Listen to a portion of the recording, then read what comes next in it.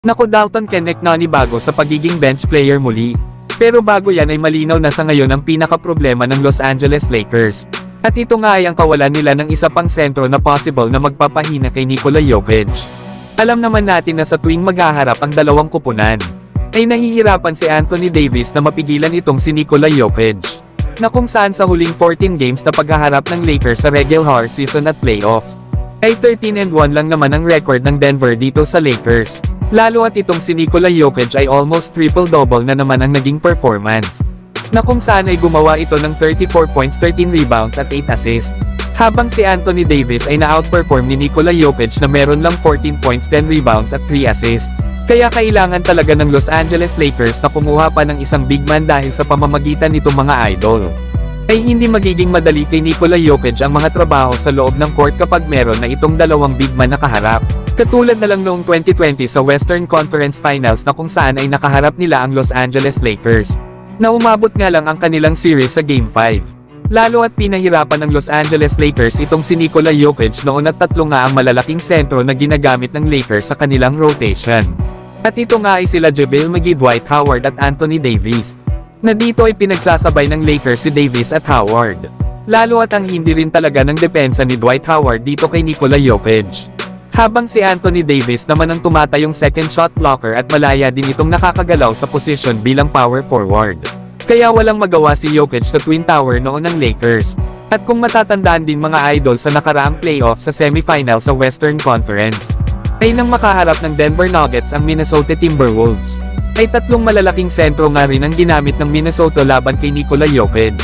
Ito nga ay si Karl Anthony Towns, Rudy Gobert at Naz Reid. Nahirapan nga talaga dito si Nikola Jokic lalo at tatlong malalaking sentro ba naman ang nagpapalit-palit para siya ay bantayan. Kaya naman sa huli ay natalo ang Denver Nuggets sa kanilang semifinal series sa Western Conference laban dito sa Minnesota Timberwolves.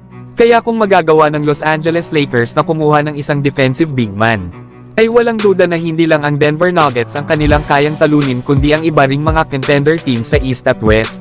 Pero kayo mga idol, sinong sentro sa ngayon na nalilink sa Lakers ang magandang makuha nila via trade? Samantalang mukhang nanibago naman itong rookie ng Los Angeles Lakers. Ito ay matapos itong ibalik sa pagiging bench player lalo at bumalik na si Rui Hachimura.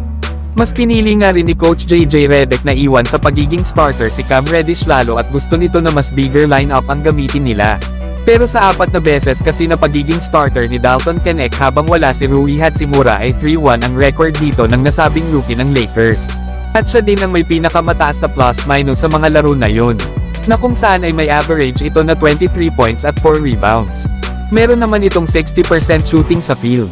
Pero kanina ay tila ba nanibago si Dalton Knecht na gumawa nga lang ito kanina ng 9.5 rebounds at 1 assist. 1 out of 4 nga lang ito sa 3-point area kanina. Wala namang pinagbago ang kanyang role at ganun pa rin naman.